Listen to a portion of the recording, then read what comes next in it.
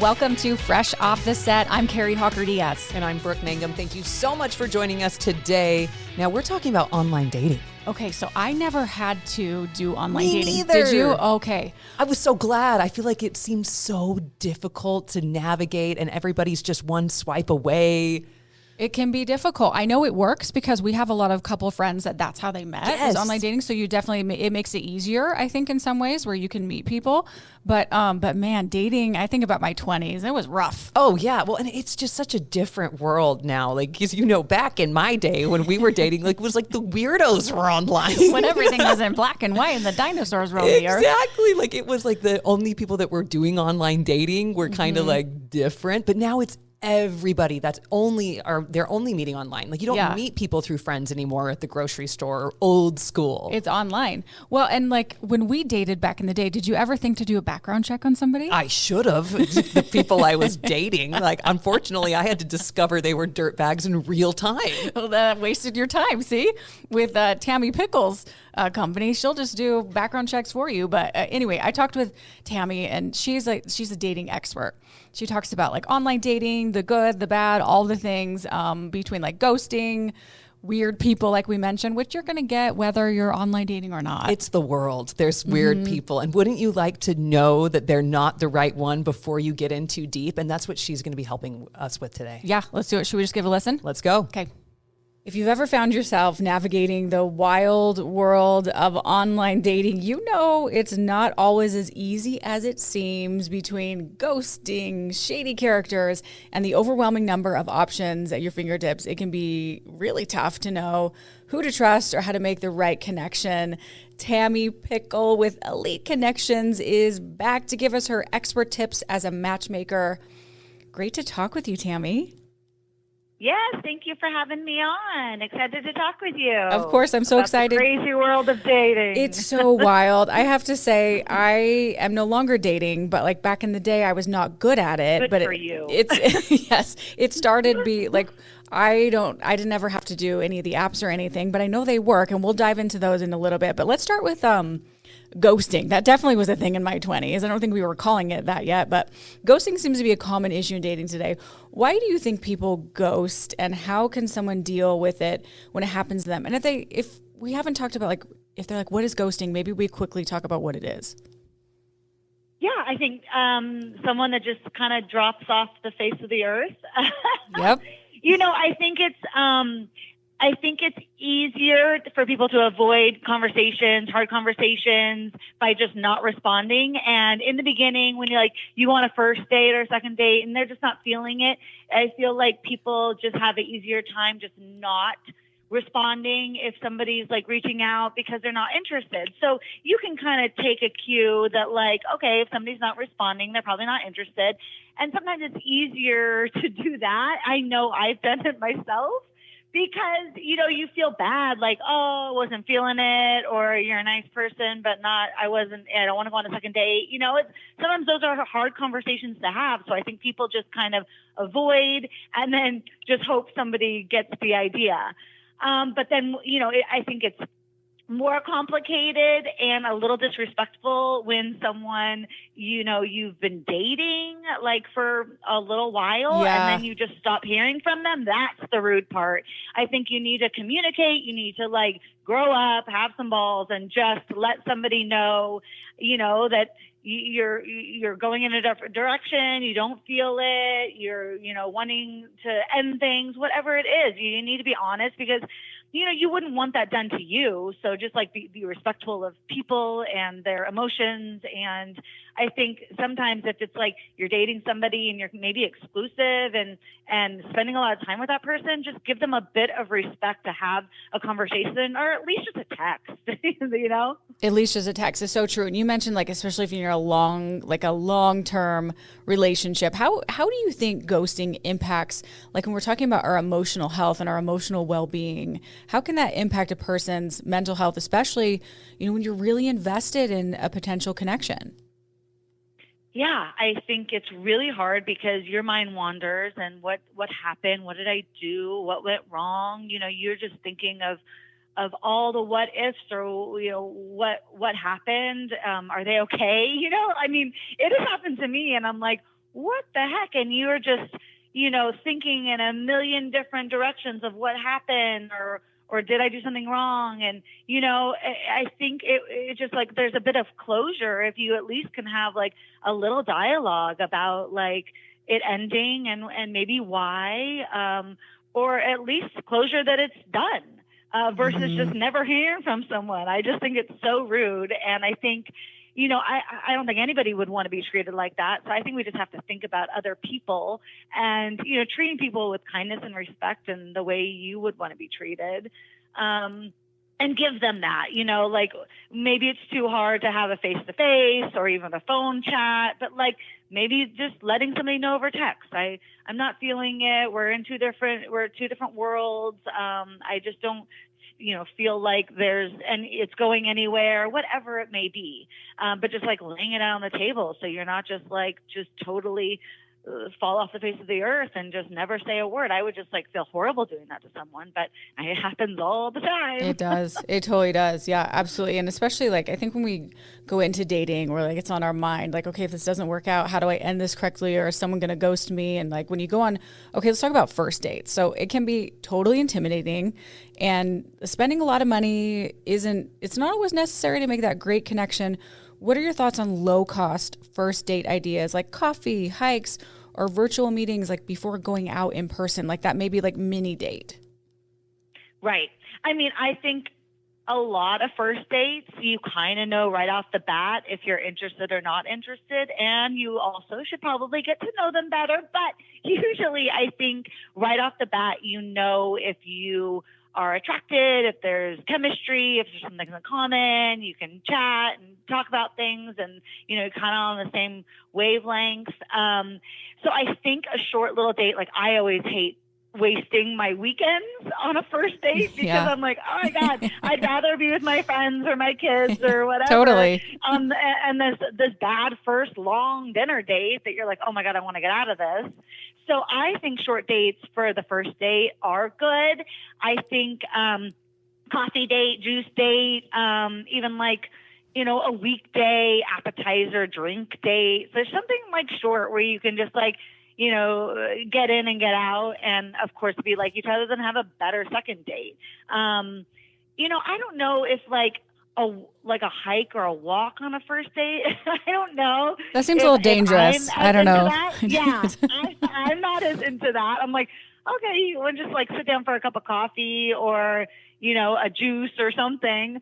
But I have had little FaceTimes or things like that as well, where at least you can see the person and see if there's a little bit of chemistry, even a phone call, right? You can see if there's some easy interaction over the phone and then take it from there. But even in person is really important. You don't want to waste your time. You don't want to waste their time. They don't want to waste their time. So just I think a quick little first date is easy. And I think, you feel better about not wasting an hour or 2 hours and they're spending a bunch of money and you're like, oh my God, I'm not interested. I feel bad. Yeah. I think people like to get to the point, especially if you're maybe older and dating, you're just I know that I don't want to spend that much more time with you. I just know that I'm not going to want to invest. But what about virtual meetings? Like you mentioned, are those happening a lot, like Zoom dates? Yeah, I mean, usually a FaceTime, or if they don't have, an iPhone, a Zoom, I guess. But yeah, let's hop on a quick, chat to see each other. Sometimes if you're far away and you don't want to drive to meet someone, so that's a good starting point to even just chat and talk. Yeah. Because a lot of people do like to have phone conversations, so why not throw a virtual, into the mix just to see each other. So I think that that's good. I think if you're local, it's easy to get together to do a little coffee or, happy hour, have a drink or whatever, and not necessarily do the whole dinner thing. So yeah, something easy and quick.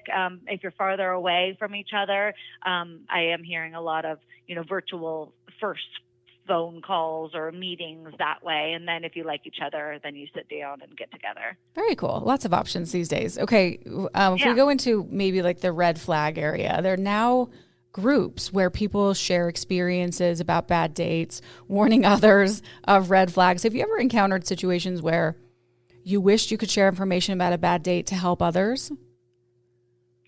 Yes, I actually have personally met someone on an app, and we were chatting for a bit on the app, and then we exchanged numbers. And I, of course, Google search everyone. I background search everyone because, within my company, I mean, everyone can do it and everyone should do it. But I Google searched this guy's number, and I find out he's like, I think 47 at the time, 10 years ago. So he's 37. He was arrested for soliciting a minor online and gets caught. So this is under 18 and he's 37 at the time, like disgusting. Yeah. He has a 14-year-old daughter, and I hadn't even talked to him, but I am so disgusted. And I'm like, oh my God, I want to share with everyone. But I'm like, well, at least he's using his number so that I can find him. And like, if there's little girls going over to his house, their parents can Google search him. So like, I mean, how do I share that to the world? But there are sites. I've heard of these sites where people do share this kind of information. And I tried to share, and they shut it all down because I was giving too much information, I guess. So like I like sent the whole thing, like arrest warrant and his photo and everything. And they're like, oh, that's too much. I was like, oh, sorry, I don't really know how this works. But I think it's great to be able to share, if they're meeting people that aren't who they say they are, and they're lying about who they are. And, I turned this guy in to Bumble, and they removed him, but I'm sure, he can get back on and use a different name or whatever. But, it's scary out there. We need to protect ourselves. And I think forums are great to be able to share information, and see if other people know anything about the people that they're dating, and a lot of people hop on. It's actually pretty terrifying when you're dating to see all these people that are like cheating and dating lots of people at the same time. And you're like, oh my God, I'll just stay single. It can be a lot. Well, that can be very overwhelming. And not knowing somebody's past when you're just starting to date them, especially if you have kids and you want to introduce eventually the kids to them. So you think getting a background check on everyone that you date, would you say like in the beginning, or like how far in? I Google search everyone before I meet them. But you can also background search them. So there's free sites. My company uses a paid service.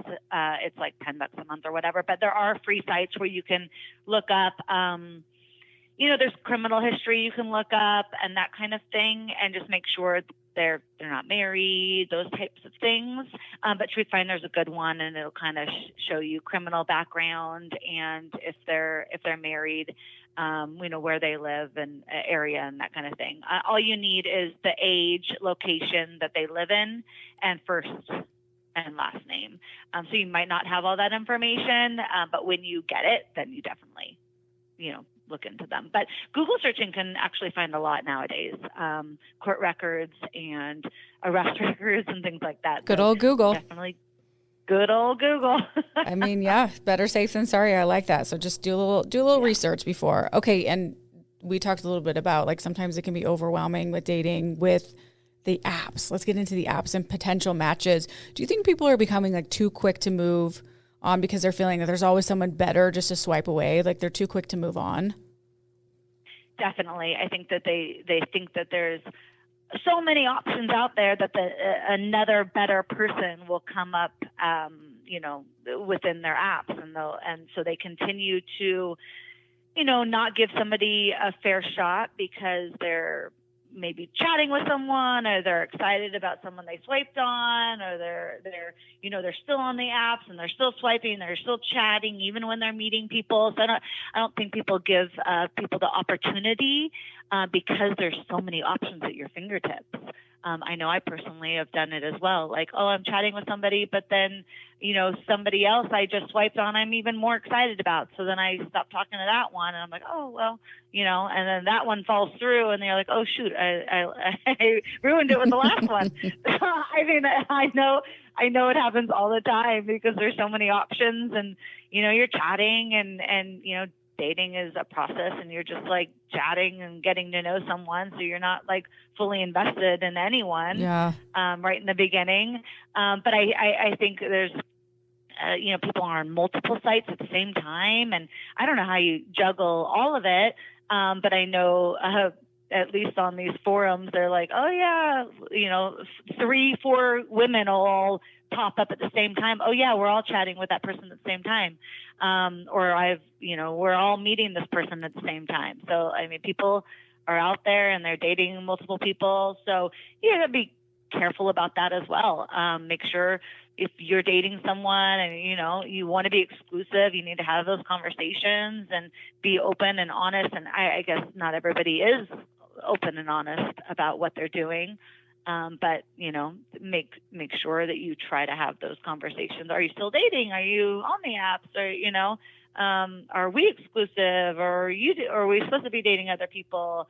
It's tricky right in the beginning, but if you're getting more serious, dating for a few months and you feel like you're wanting to be exclusive with this person, you want to have those conversations. Sure. Totally can be tricky, especially if you're just chatting on the apps and so let's talk about like Bumble and Hinge. What has your experience been like on those platforms? Can you share any interesting or like even shady experiences you've had while using Bumble and Hinge?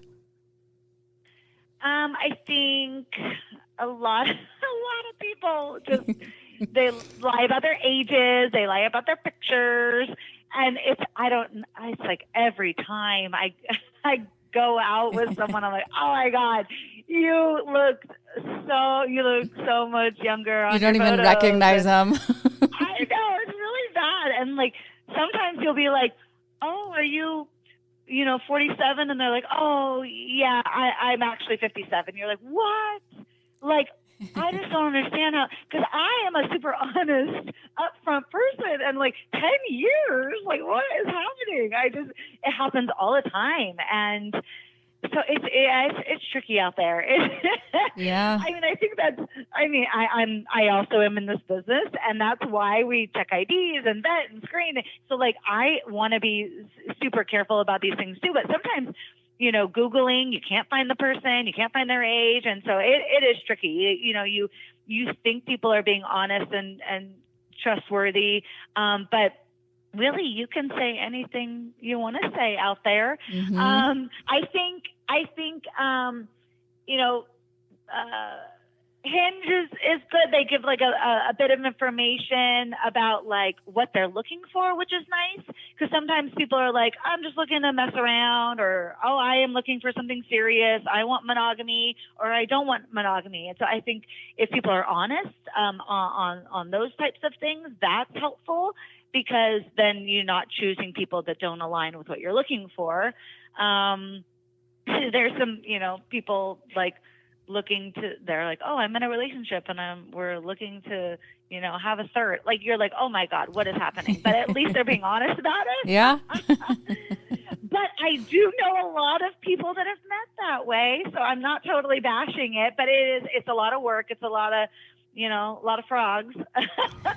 But it does work for some people. I'm sure there's some princes out there. I haven't quite found it, but I know people have. So I'm not totally bashing it. I think it is a good way of meeting people you wouldn't normally come across.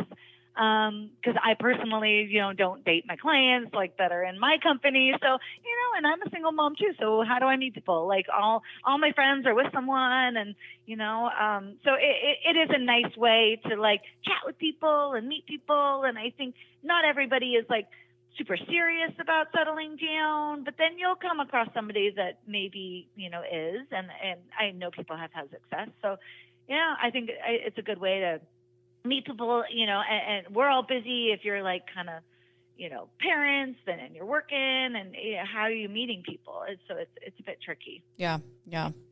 Well, you mentioned you're a single mom, so let's dive into that. What specific advice would you give to other parents, anyone listening who's like navigating the dating world and trying to protect themselves and their kids? Yeah. I mean, definitely, like I said, Google search, background search if you can, but make sure you can even just ask for a first and last name if, you can't find that person. I think it's important to be able to do a little background, because you don't want to let randoms into your life. Make sure you don't don't let them know where you live right away. Obviously, let friends and family know where you're going, so they can look out for you. Yeah. Also, I have heard some horror stories of people getting stuff put in their drinks and things like that. So you have to be careful about all of those things. Meet in obviously a public place. Like, I would not advise the hike or walk when you're first meeting someone. Somewhere where you feel safe and you you're not going to get into a compromised situation. I don't know how many times I've heard, like, going back to someone's house after a first date or whatnot. You don't know this person. You have to be very careful and cautious about what you get yourself into. I mean, a lot of people are trustworthy, and we believe what people are telling us, and maybe have a bit of a guard up. That they maybe are not being totally honest, trustworthy, and you have to get to know them, and really do that research and background and vet yourself, because nobody else is going to do it for you. Sure, that's true. You got to advocate for yourself and the need for that, safety. And you're actually starting your own dating app that pre-screens and does background checks on users. What inspired you to create an app like this, and how do you think it will make a difference in the dating world? So our matchmaking company, as of now, is not really for the masses. It's, it's an expensive service. You have hands-on kind of matchmaking and whatnot. We just kind of wanted to start an app that is for the masses. It's for everyone, like everything out there. But we do also think it's very important to do the background and the checking of the IDs and vetting and making sure everyone is who they say they are. So it's a safer way of meeting people, because of all these other platforms, you don't really get vetted. Anyone could be lying about who they are. Nobody's really backgrounding or vetting or checking IDs. Anyone could say anything, use any photo, those types of things. So I think it's important. I think it's needed. I think it will, be helpful for people that want to meet someone that has been pre-screened and maybe, is maybe a bit more, serious about those types of things. So there might be a bit of a fee to do this. We're figuring all of that out. But I think it would be helpful, and I think it would really people will want to use it, because it will take all of the scary stuff out, the people that are being deceitful and dishonest. And I think we're just trying to help the masses, kind of with what we do with the matchmaking side, but more of an app side where they're obviously matching each other, but everyone has been pre-screened and looks like their photos and those types of things. Sure. Well, I think this helps provide a level of transparency and security that will impact people's trust and the overall experience on your app, don't you think? Right. Definitely. Okay. I have one last question for you. What do you see, like, if we're looking into the future of online dating, what do you see as the future of it? Do you think more apps will start focusing on safety, background checks, and transparency, kind of similar to what you're doing? I would hope so. I would hope they would make them supply something that shows their identification and, verifies that. Some kind of video of some sort so that you can verify they look like their photos. Oh, a video. Yeah.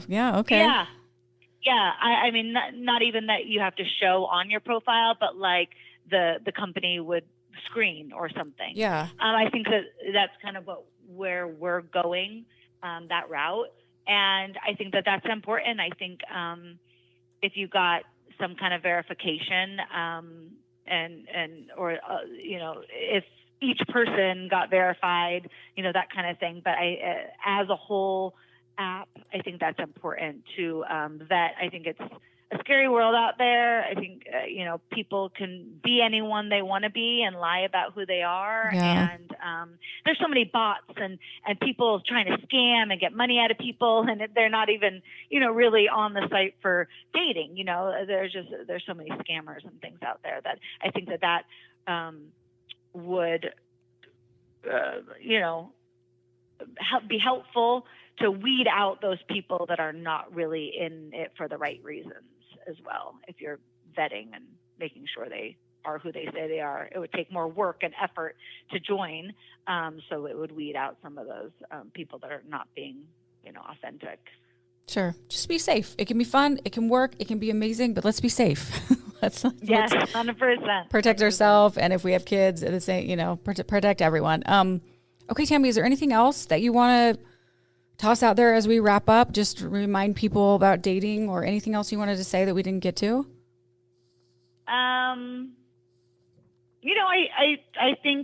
I think just be open-minded and have fun and enjoy yourself and get out there and try the apps. Try, Matchmaker. Just like sometimes, you get stuck in a rut or frustrated or whatever. Don't give up.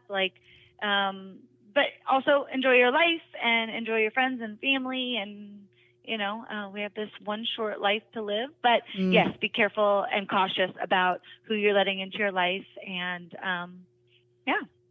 Good advice. So true. Live that life. We only have one very short time here on Earth. So, okay, we're going to get to know you. Speaking of that short time, I wish we had more time to talk with you, but we do something called Fresh Five, where I'm just going to ask you 5 quick questions off the top of your head. Are you ready?